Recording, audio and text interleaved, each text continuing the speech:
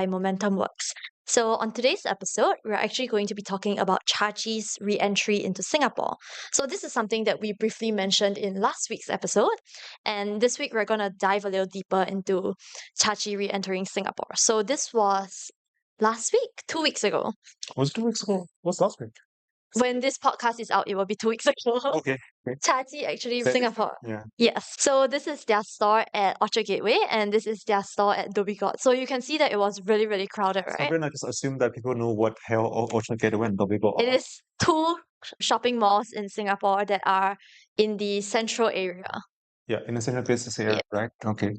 So it was very crowded. I actually almost went down on the opening day for the Orchard Gateway shop, and my friend told me the queue was like 2 to 3 hours. So I ended up going to the Dhoby Ghaut one. Queue for 2 hours? Yes. Okay. So there was some $1 vouchers on Shopee and Grab. Ah, that's why. Yeah, Okay. so there was a really long queue. Okay. Chagee also had an app, and for their app, they also had a welcome promotion on the opening day. Okay. Yeah, so the queue was very long. What is Chagee? I should ask you, right? So Chagee is a bubble tea brand from Yes. China, Yeah. which we bought. Not sponsored, by the way. Chagee, if you ever want to sponsor us, we are open. Yes, I am open. Okay. I don't know about Jangan. So Because Sabrina consumes 40% of the bubble tea in our building. Yeah. So, yeah. So like Some I was people, saying, yeah. will be so good. Mm. Chagee is a bubble He tea even brand. dressed up to buy Chagee today. Yeah, not for the podcast, only for Chagee. Okay. Yeah. So, like I said, Chagee is a bubble tea brand from China, and they were actually previously in Singapore. So back then, when they were in Singapore, I think the full name was Bawang Chagee. Bawang Chagee. Bawang Chagee. Yes. So, and then of course, they actually ended up rebranding as Empty because the franchisees ended their agreement with Chagee. So what happened is that I think I had a chance to interact with the founder very early on, and he was, I think, amongst first bubble tea founders, I mean, the new generation of bubble tea founders in China who had vision to go global, even though he barely had any education, which is kind of rare for this generation of Chinese founders as well. I think very early on, he went to Malaysia, he went to Singapore, he came to Singapore, he went to Thailand. In Singapore, they worked with a local distributor or local franchisee. And of course, they opened, I think, a dozen stores in Singapore. But I think quickly over the years that I think what they expect out of each other, there's increasingly more and more misalignment. They had a franchisee in Singapore who they worked with to bring the Chagee concept, and they had more than a dozen stores. But I think as time goes by, the disagreement between the two parties about, I mean, what exactly should be the strategy, who should invest in what, and what should be the expectation? I think they drifted away further and further until the moment they had, from what I was told, a peaceful divorce. So the existing Chagee stores in Singapore were rebranded as Empty Plus. So which I don't think it's a very clever name because it's so hard to pronounce. But yeah, so the whole concept changed, and Chagee decided to come to Singapore again on their own. So you actually went down to one of the store openings, right, on the first day? Yes, the second day actually. Oh, the So second day. the second day, I was there before it opened. That was the soft opening, so a week before the grand opening. And obviously, we took a picture of this pineapple. And I was showing that to friends. The friends saying, "And why would they do that? Why would they put a pineapple there?" And I think Sabrina, you think it's pretty normal, right? Yes. To me, it's like, okay, I understand why the pineapple is there, but I think when we were talking to some of our colleagues as well, they didn't understand what the pineapple was for. So what is the pineapple I for? don't know. You know. You know. I don't know. So in Singapore and I think Malaysia as well, pineapples kind of symbolize good fortune and luck. So generally when you buy a new house or you open a new shop, you would roll a pineapple in to bring you good fortune and all. So I thought this was a Chinese thing. Turns out it's a Singaporean and Malaysian Chinese thing. Not a China Chinese thing. Yes, and no. So I spoke with actually quite a few friends in different parts of China, and I think those who are from the Teochew area, the eastern part of Guangdong province, they have the pineapple as well to symbolize good luck. I think historically it was, I think, highly correlated to where the pineapple is actually produced, because if you move a little bit further north, you don't have pineapple being produced. And when I was a kid, I didn't know what a pineapple was. So you just assume that the whole world, I mean, the Chinese world knows about pineapple, but That's true. there are certain provinces which are covered by snow like half of the year. So what is the fruit that grows in snow? Nothing. Oh, They eat, they they eat, roll that in. they eat kimchi. Oh, you Yeah. can roll a jar of kimchi, the cabbage. No, no, it's Shit. in a cellar. Yeah. You roll it in the jar. So we actually did a poll on our But yeah. community when Chagee launched in Singapore. So we were asking them how they think Chagee will perform upon their re-entry, and majority of them are actually quite confident. So about 52% of them were confident that Chagee would dominate the market. And keep in mind, Singapore's bubble tea market is already pretty saturated, right? Yeah, so I always find that that argument very strange. You keep hearing analysts saying, "Oh, it's saturated, so you can't come in." I mean, until now, I don't understand why people keep making these arguments because when it's saturated, it means that there's freaking lots of demand, and all you need to do is to figure out, okay, what other existing players are doing and how can you do better than existing players. So to date, I still don't understand why people think it's saturated, so there's no room for new players. Why? I think there's room for new players, but then there's a limit to how much market share you can gain. If you are more efficient than all the players combined, then you can gain 100% of market share if you want. But So I always find that argument strange, to be honest. for bubble tea, it's not really about efficiency, right? So we talk about the 多快好省, which Yeah. is selection, speed, quality, as well as saving. So for bubble tea, there's such a wide spectrum that you can go for. So I think it's quite hard to dominate the market as well. But people seem confident that cha tea will dominate. So we launched this poll in WeChat in Chinese. So I think most people who voted on this are the people who speak Chinese and most likely coming from mainland China. We had about like 50,000 followers on WeChat account. So yeah, so most people are actually quite optimistic about Chagee's prospects in Southeast Asia and beyond. I spoke with some industry experts and people say that Chagee now has a very, very good momentum in China. So even if they don't do anything drastic, they will probably be quite successful in this market. So now I guess we can talk a little bit about, so what you mentioned is that investors said that Chagee is very bold, right? They are a company that expanded quite quickly in China and they pick a lot of prime locations as well. Yeah, so on this image, on the top right, you will see that this is actually location in the busiest pedestrian street in Chengdu in Western China. They spent, as I was told, almost 8 million yuan, or that's like $1.2 million to secure that location. And usually people say, hey, are you nuts? I mean, you look at AMPS T Plus funders, they'll say, are you nuts? This are too expensive. But I think they became profitable almost instantly because so much foot traffic is in that particular store. And that success allowed landlords of other prime places to invite China and say, hey, come to our place because we know that you can draw the crowds. So it sort of helps each other. And especially after the pandemic, we know that the consumption in China has not been growing rapidly in the recent months. And so Chagee goes against the trend, saying that, okay, everybody's retreating. The rent is, I wouldn't say it's going cheaper, but it's much easier to negotiate with landlords. And we just go big. So last 2 years, I think they've been growing like crazy. They even acquired, on the left of this image, a new headquarters, a whole building in Shanghai recently and close to the airport. Why do they need a whole building? Not sure. They can. Sometimes that is enough just because they can. Yeah, I think the image below looks Chinese, but it's probably in Malaysia. Yes. So this is the Chagee store in Malaysia. So it's quite interesting, right? I think their strategy for at least store location seems kind of similar to that of Starbucks. We know that Starbucks also picks prime locations. Starbucks wants their stores to be seen as a landmark. Yes, and once they have this reputation, most will come to you. Yes. Sometimes you don't even need to pay the rent. Most will want you to be there. So do you think Chagee is doing something similar in that aspect? I think they managed to establish their brand quite nicely over a very short period of time. So we talk about Chagee's brand a lot, right? I think their brand that's very well known. Even in Singapore, although like we said, they were previously here for a short while and then they left. When they came back, it was really crowded because most people know of Chagee. In fact, because of the previous experience, or they have seen it somewhere on social they've seen it somewhere on social media. So they're quite active on their social media marketing, I would say. And of course, they also have a very distinct brand image, right? Which highlights a lot of oriental elements. So for example, their cup designs have a lot of oriental drawings, oriental-ish drawings, and even their logo. Right. But doesn't it look kind of similar to Dior? to Dior? Yeah. Do you have a Dior bag? Not this one. Not this one. Okay. Yeah, not this one. Most many you have, like Not this one. This one is not worth the money. But the thing is that you look in detail is not exactly the same. But of course, I mean, I think that they sort of find a way to trick people's mind, right? I mean, once you see this, you immediately associate that with something you are familiar with, some premium brand. Not necessarily deal because they can claim that it's very different, whatever, right? But there are definitely similarities. There are animals as well, right? On a deal. Yeah, so it's a tiger, but on Chagee's one, it's a horse.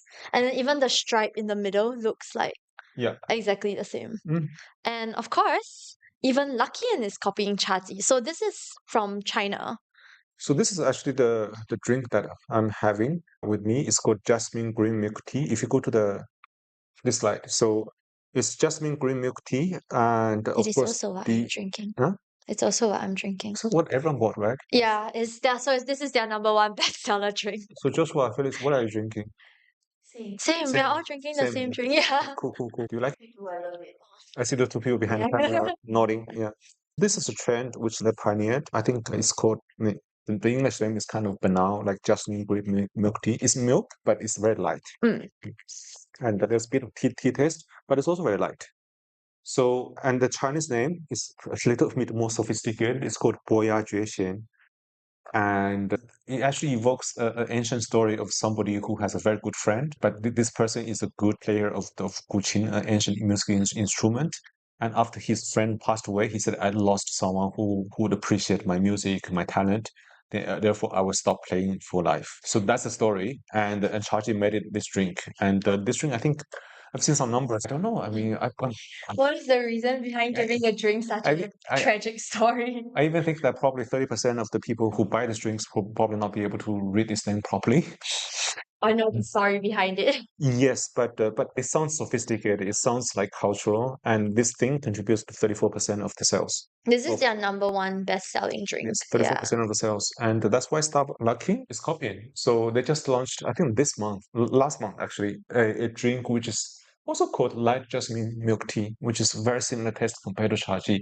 And even look at the design, the sort of the bluish with a bit of traditional element, it's very similar.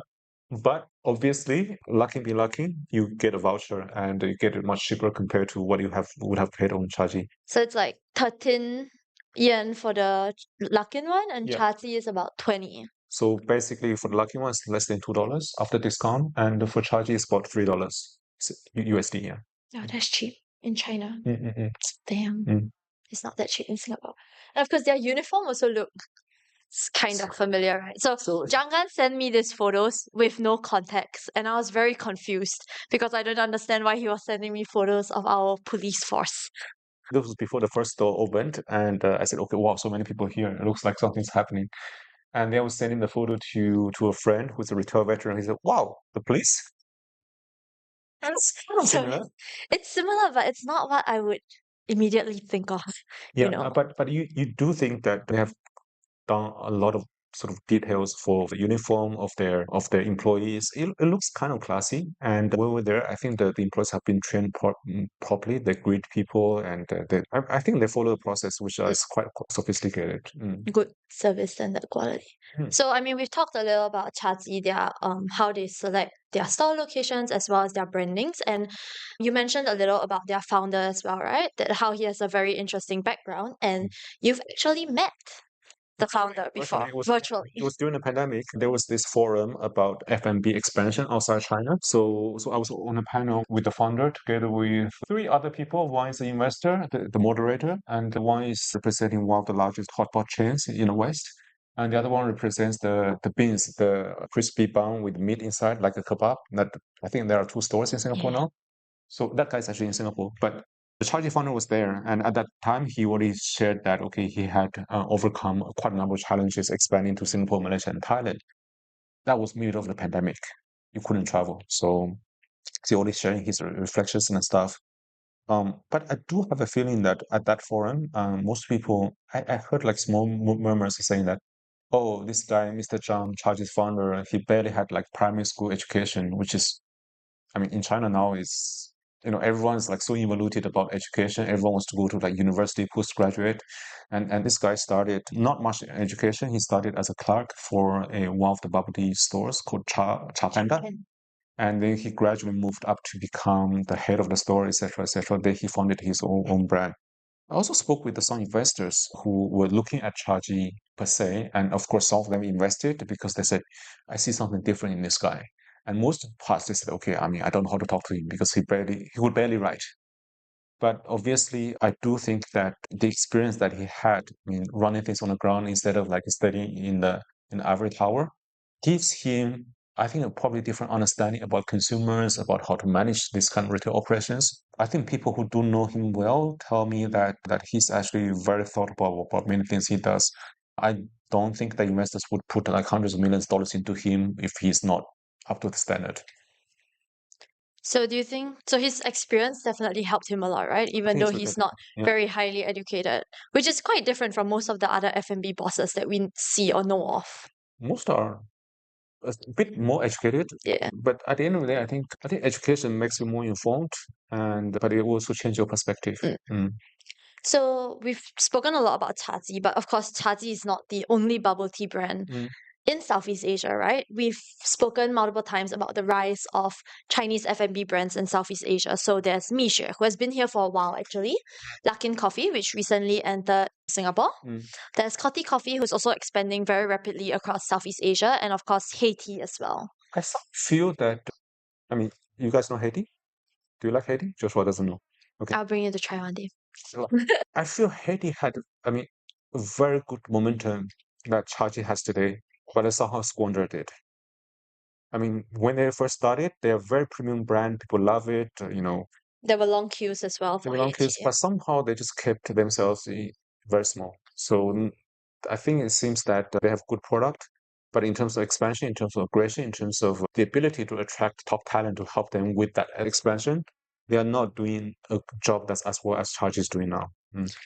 Because Haiti is quite premium, right? So do you think the reason why they didn't expand as quickly as compared to, for example, like Miche and Coty is because they were a lot more selective about the locations that they were at. So for example, Haiti is the only bubble tea shop at Marina Bay Sands, which is one of a very high-end mall in Singapore. They are the only bubble tea shop there. I hate that mall because there's only one bubble tea shop. And the other outlet is at Ion Orchard. So you rank the malls by number of bubble tea shops.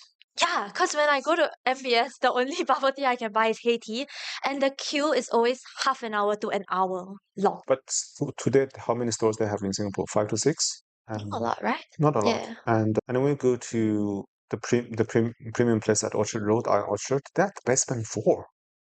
Yeah. So which means that something is there's a mismatch somewhere. I think they have one at Vivo City, the one next to the sea. Oh, yeah. That's like together with the other bubble teas. Yeah. So for me, you say that they're very selective. For me, it seems the confusion about their own identity. That's true, because I think when they entered Singapore a while ago, right? And they were really premium, so it was about $8 or $9 to buy a cup of bubble tea. But there was a year where they actually dropped their prices to about $6 to $7 maybe. And I think because they were also thinking of how to better position themselves in this market. I think in China they're facing challenges because they position themselves a little bit too premium. And afterwards we try to launch a sub brand with cheap pricing. Consumers don't really buy it, it doesn't really appeal. Consumers get confused. And then of course, have you guys heard of this brand? So this is Bingxue. So Janggan, recently you were in Jakarta, right? So I was in Jakarta and I was with my friend sort of studying the retail scene there. One downside of that is that we went to 8 Michelin stores during the same day. And of course, we bought 8 drinks, ice cream. And then we bumped into this Bingxue. So this is actually their training facility and headquarters for Indonesia. So they have about 500 stores there, of course, Chinese brand. And what you can see is their training facility with people learning how to use the cashier, how to make the waffle and stuff. And that's me having the ice cream. It's kind of nice they put this piece of paper. Yeah, so that the ice cream doesn't melt onto your hands. Yeah, which is quite nice. It's a very simple product innovation, right? But it's useful for. It's very simple product innovation, but obviously it adds to complexity because you have this new component which you don't have in other places. They also have very nice, how do you call this? It's like egg waffles. Egg yes, waffles, yeah. very, very good. When you have the ice cream, it's probably too much. And I think somebody in the team was asking me, hey, they're selling this in Indonesia. Why is it in Chinese? Because they produce them all in Chinese, right? I mean, In China. everything is imported. I mean, every ingredient Mm, is imported from China. And if the consumers do not care whether there's Chinese tax on it, why would you care? save costs. I think one good thing about this, I was talking to some of the industry stakeholders in this. Actually, the Indonesian government likes these guys because they give proper training to all the employees. They give people jobs, and they can allow the franchisee to open their own business, and which is actually quite good for the economy. Yeah. It's pretty similar to what Bingxue does in Indonesia as well, right? They have a lot of franchisees helping them operate. Yes, yes, and you hire lots of people. So You sell people sweet stuff, which makes them happy. yeah, I don't think that's good for their health, but it makes them happy. So Say some of the things. that's why I know it's not good for your health. So, like we mentioned, there are a lot of Chinese brands entering F&B, right? And like we said, there are people who think the market is saturated, but this also means that there is a demand. So, in our bubble tea in Southeast Asia report, which we launched about 2 years ago, so I'll link this report down in the show notes if you guys are interested in checking it out. But basically, we did a market sizing of the bubble tea industry in Southeast Asia, and in 2021, it was a 3.6 billion US dollar industry just in Southeast Asia alone. Just in bubble tea alone. Just in bubble tea alone. So I think we had a report in the report. We also said that bubble tea is actually the national drink of Southeast Asia. Like you go to every country and people drink different kinds of bubble tea. I think earlier that like Phyllis had a discussion with people saying that, hey, if a bubble tea doesn't have a bubble, is it still bubble tea? Bubble tea. I think people probably don't care anymore. It's a drink which makes you happy with the combination of fat, sugar, and milk. And caffeine. And caffeine. Yeah, because like there's fresh fruit tea now as well, which is a pretty big trend, not just in China, but also in Southeast Asia. So does that count as bubble tea? I think in China, yeah, it's pretty big. I think first incarnation of the first iteration of Chagee in Singapore, when they worked with the franchisee, they focused a lot on the fresh fruit. They would put like very big pieces of watermelon, very big pieces of some kind of fruit into your drink. But fresh fruit, especially cut fruit, is more complex supply chain to manage. We expand across nationally. You have to source for the fruit from different places. I mean, it's very because fresh fruit is perishable. It has wastage. It's very hard to source centrally. And you can't keep as much inventory either. Actually, unless you do oranges. Oranges you can keep longer. Really? Yeah, you can keep longer. So that's why you have the orange machines. Yeah, the orange juice. You don't have the apple machines. You don't have the other machines. Oh, that's true. Yeah, you can keep apples for very long. Yeah, people drink orange juice not because I mean oranges are tasted nicer than apple, whatever. It's just easier to produce, easier to ship, easier to keep. I think that's one of the challenges a lot of Chinese F&B companies face, right? When they're moving out or expanding into Southeast Asia, because obviously most of their supply chain and ingredients come from China. And just the logistics of getting that from China to the different, and each country in Southeast Asia is so different. There's different infrastructure and all. So it's very difficult. Different timelines for customs, different customs fees you have to pay. But despite that, we still see a very big number of Chinese brands entering the region. And not just Chinese brands, a lot of Southeast Asian brands are also appearing, right? So we did something simple accounting in a recent report we launched jointly with LARC called Transforming Frontline Industries. By frontline industries, we mean F&B, retail, and hospitality. So for this report, we did a very simple calculation. We looked at 40 F&B brands which just established themselves in the region in the last 3 years. Collectively, they opened about 7,418 stores, and half of the stores are opened by Chinese concepts and Chinese brands. So it shows, I mean, some F&B people are telling you that it's harder to do business. I mean, this is why, right? Because it's becoming the competition is just intensifying so much. More competitive, yeah. But of course, in addition to competition intensifying, what do you think are the other fundamental challenges faced by F&B players? So when we were doing the report with LARC, which will be linked in the show notes below, by the way, we talked a lot about challenges faced by these frontline industries, right? One of it definitely is retention and training of staff. And of course, some of it is supply chain disruptions, increased intensity of competition. But what do you think is the fundamental challenges faced by most of these players? No, I think these are all the challenges, right? I mean, how do you manage people effectively? How do you deal with turnover? How do you manage your supply chain because now things are coming from different places? How do you deal with inflation, which your cost as well as lowers the consumption power of your customers? And all these things combined, which lead to the same thing, right? How do you eventually become more competitive, especially for lots of the chains, they still need to grow. I mean, at the end of the day, the efficiency is the key thing, right? The question is that how do you become more efficient? I mean, in China, they have a super sort of competitive way to have very refined processes. But because of culture, because of regulations, it doesn't really necessarily apply in all the countries. So I think for concepts and brands which are expanding regionally, how do you find the right people? How do you balance the efficiency that you have in a product side versus like the local requirements? I think these are all the things that people need to look at. And at the end of the day, is how do you run a F&B as an organization efficiently? Because the concepts and stuff you can always shift. Yeah. And concepts are also always changing, so you have to keep up. So culture is a pretty big part, right? That's why Sabrina needs different bubble tea shops in the same mall. Yeah, but actually no lah. I just need what's your like new favorite? koi. I Koi. just drink koi, yeah. So actually, I just want koi. Okay. I don't need that much. Because as when we're talking about culture, when it comes to F&B, culture is also something that affects the kind of food that we like to eat, right? Mm. So on this slide on the left, we have a bunch of, I think McDonald's is a company that does this really well. So in each country or that they're in, they actually have a curated menu, right? And there's a McDonald's university in somewhere in America where they have every single menu item from all around the world.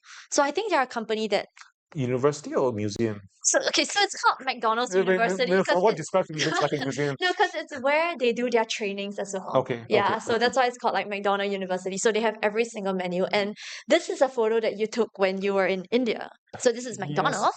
So this is a McDonald's that I visited specifically in the city of Chandigarh, which is the Union Territory, which is the capital of two states. Two states? What's the two states? Yeah, in India. And obviously, this is next to the Golden Temple, the holiest place of Sikhism. And specifically interesting is that this McDonald's is pure vegetarian. And sometimes you see McDonald's offering like vegetarian items, but pure vegetarian McDonald's, that was the first time I saw.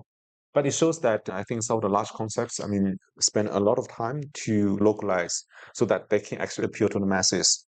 What I think last year I spoke with some senior executives from Luckin. And what they told me is that, oh, look, McDonald's has done lots of work before us. We learn from them. It's just the efficiency game that we do. We put a lot of things online, but we have learned a lot from McDonald's and about efficiency and stuff.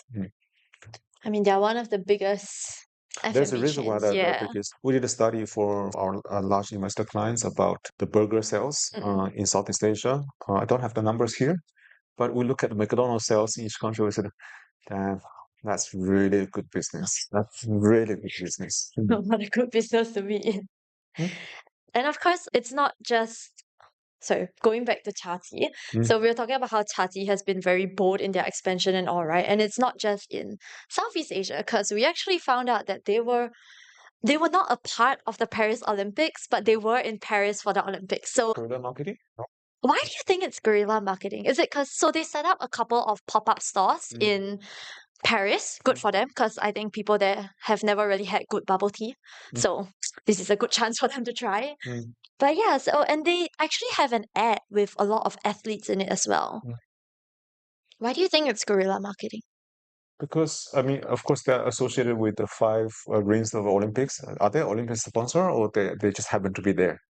I think they just happened to be there. So that's guerrilla marketing. They saw the crowd and Studying they showed up. marketing university. It's, guerrilla marketing is like very experimental and different. This is just like a pop-up store. Yes, with Olympics. If it's a pop-up store in, I don't know, Burkina Faso, then probably not. It's different, yeah. It's in But Paris. so we can see that they're quite Burkina bold, Faso. right? No, where's that? It's a country in Africa. The capital is called Ouagadougou. Okay.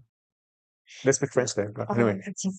Well, yeah, so we can see that Chagee might have intentions of expanding out of Southeast Asia as well, right? I think they are starting in US. yeah, so I think they have a store in the US, but when we found online, we weren't able to find anything online.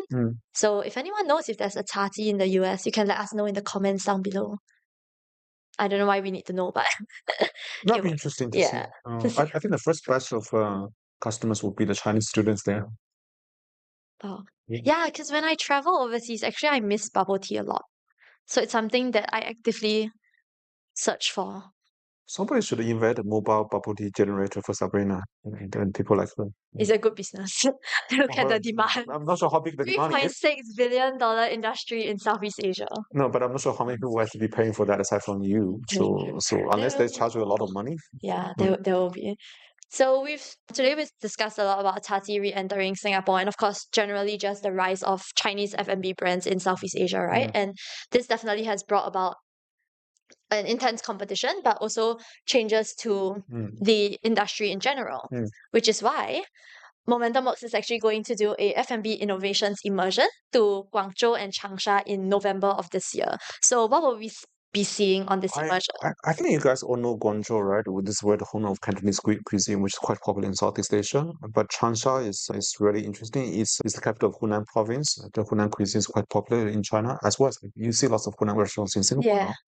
And I think something related to the Chagee topic we're talking about today, Changsha is the home to a concept called Chinese F&B, which is literally everywhere in Changsha. And Chagee, the initial concept of Chagee, copied from Chinese F&B. So what is Chagee that is a copycat. concept? It's kind of lightish tea that evokes a bit of like a traditional culture. Chinese F&B. So if you guys are interested, I will leave a link down below in the show notes. You guys can check out our website where we dive a little deeper into what the agenda as well as what are the key focus areas that we'll cover in the immersion.